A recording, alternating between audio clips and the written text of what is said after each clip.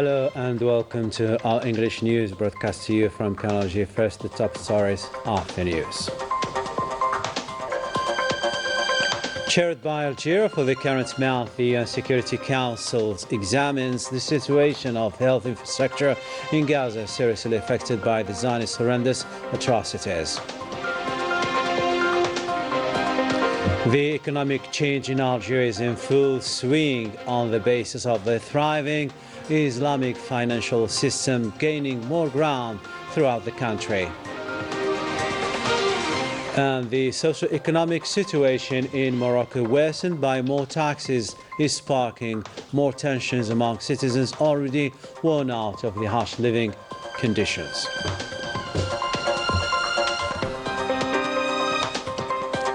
Hello and welcome again to our news. As the current president of the UN Security Council for the month of January, Algeria chaired the meeting in New York devoted to examining the situation in the Palestinian territories, notably the health infrastructure in Gaza, subject to heinous atrocities. More insight with Melissa Gabash. Now presiding the UN Security Council, Algeria reiterated its support for the Palestinian cause and unveiled for its will to maintain peace and security. Algeria's permanent representative to the United Nations, Ambassador Ammar Ben Jammeh, highlighted during the first meeting of the Security Council the ongoing Zionist aggression against the Palestinian people who are forced to leave their homeland. Ben Jammeh also affirmed that the Human Rights Bureau had revealed shocking figures of the Zionist aggression on Gaza's health system. The United Nations Human Rights Office report, published on December 31st, on the eve of the new year, revealed devastating findings. 136 strikes targeted at least 27 hospitals and 12 other medical facilities, resulting in significant casualties and destructions. Figures speak volume. 53% of hospitals in Gaza are no longer operational. Out of 138 primarily health centers, only six remain fully functional. 130 ambulances have been damaged. Over 14,000 patients require urgent medical evacuation abroad, and more 1,000 healthcare workers have been killed, and hundreds of healthcare workers have been detained by the Israeli authorities.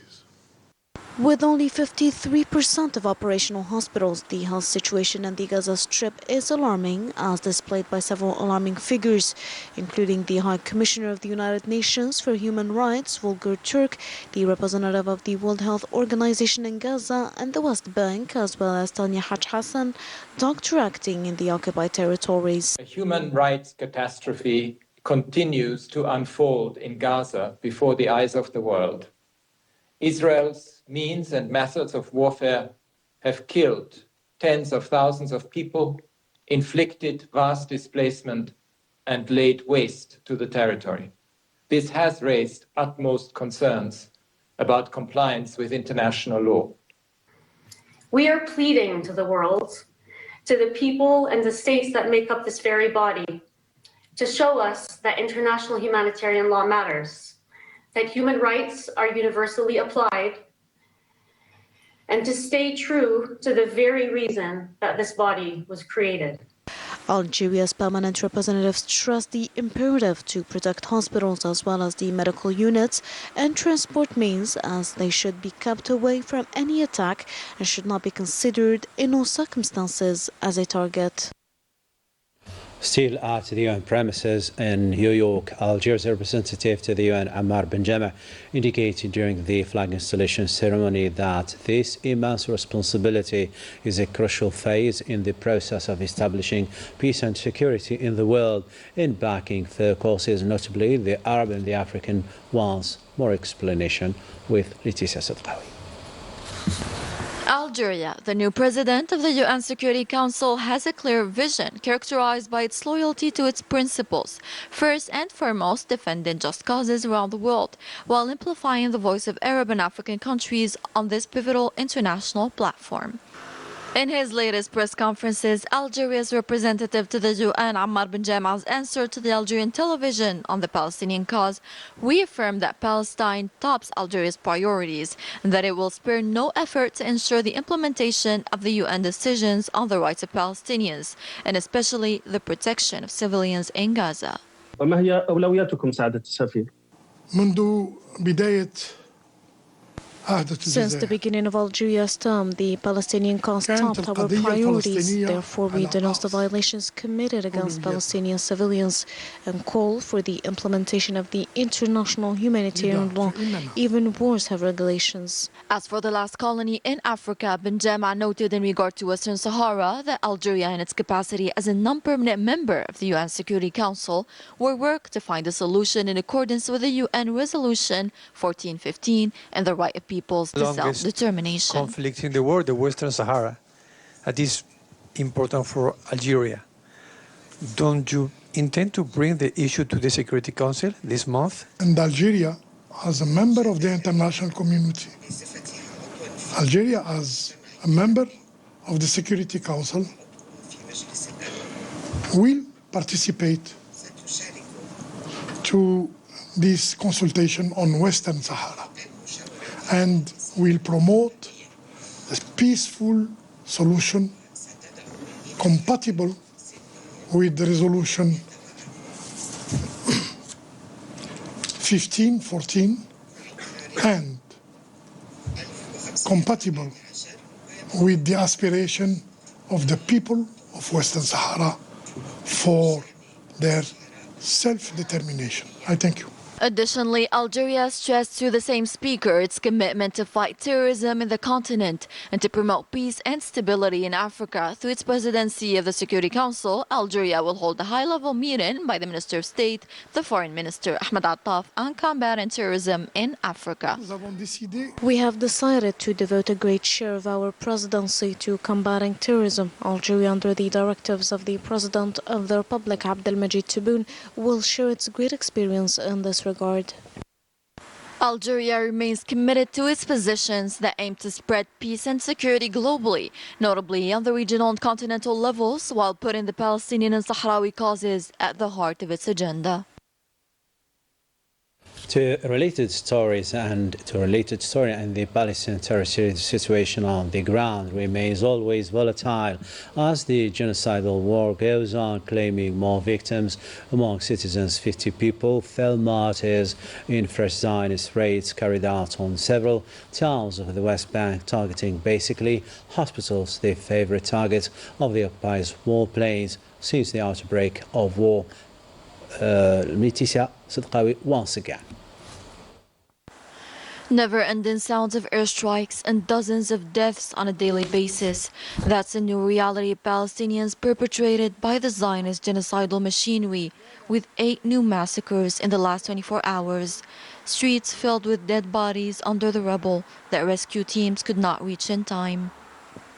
Despite all the wars in recent times of humanity, the Zionist wars on Palestinians remain exceptional in its barbarism, as they spared no one: civil defense, patients, hospitals, the wounded. No one was safe. Victims sleeping in tents with the occupation missiles pouring down, turning the scene into pure chaos, leaving many dead and wounded, and the survivors shelterless. The Zionist genocide machinery crossed all red lines.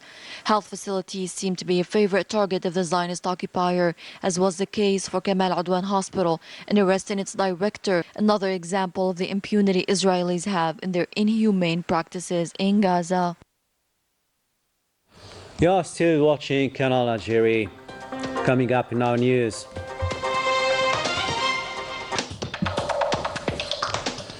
Tahrir in southern Algeria is flocked by visitors coming into to let steam off and better resume their daily activities after a short but beneficial winter break.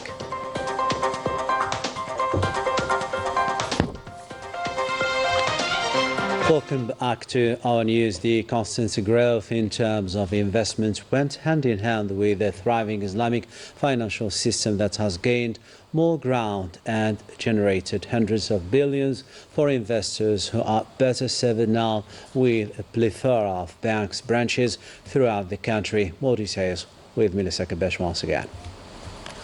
The Islamic financial system seems to be gaining significant popularity among Algerians ever since its introduction in 2020, as deposits have exceeded 817 billion dinars in Algerian banks.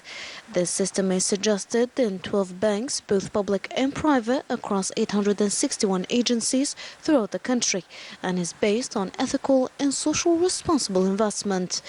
The economic field has its share as well.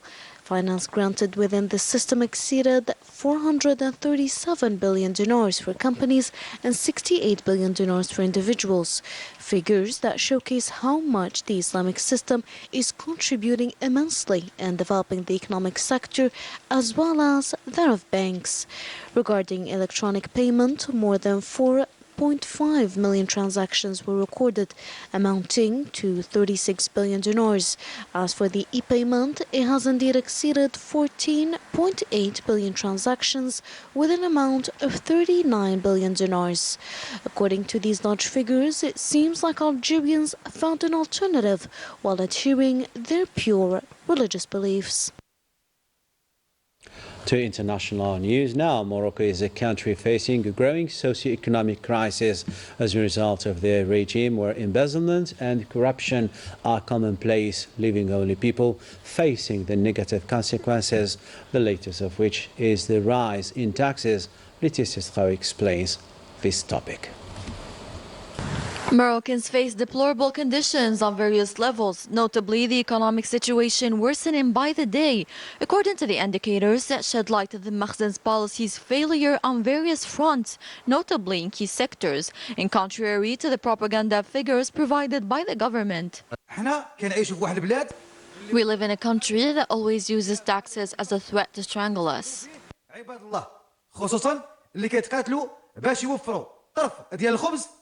According to many analysts, the Moroccan economy is facing a multidimensional crisis. The latest maneuver of the system against its own people is a rise in taxes to finance public funds and to fill the budget deficit. The figures indicate that tax collections have reached $29.5 billion, representing around 80% of the budget of the state. $4.5 billion were devoted to reimbursing debts paid back by the taxes imposed on citizens. This regime is perfidious, with taxes imposed on Moroccans to pay the debts of the International Monetary Fund. The figures shed light on the daily reality of Moroccans. The unemployment rate in this country keeps rising to reach 21.3%. The marginalization affects a large part of young people. Around 4.3 aged below 34 years old are excluded from the education system and work market, while 80% of workers are facing a degradation of the purchasing power due to the rise in prices of products of wide consumption. Morocco now occupies the 120th position worldwide on the human development scale.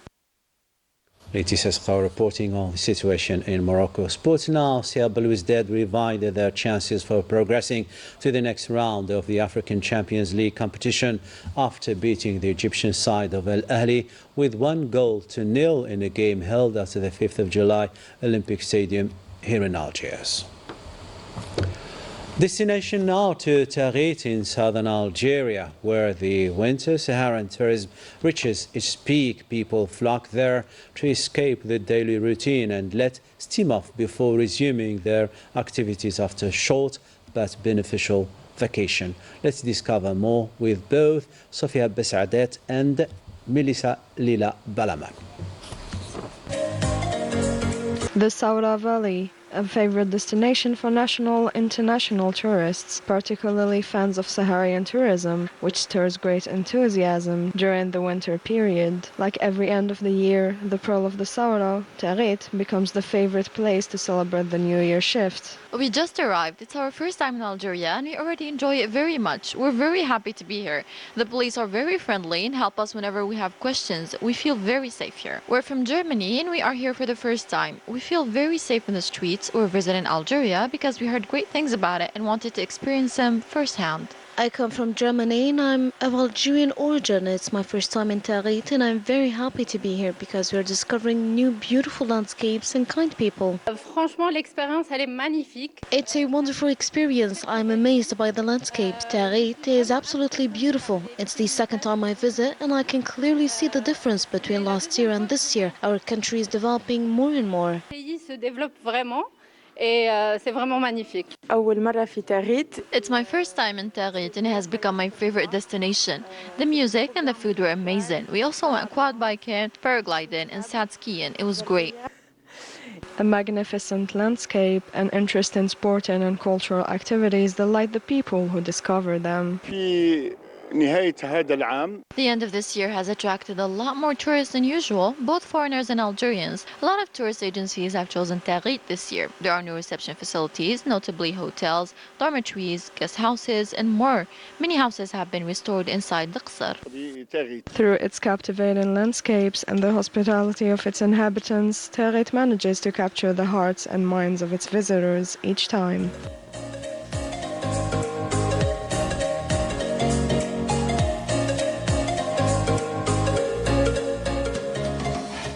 Our viewers are advised to go there. Tarit was our last stopover in our news, which comes up to an end. Tomorrow, another day of the news. Keep tuning to our channel, and bye-bye for now.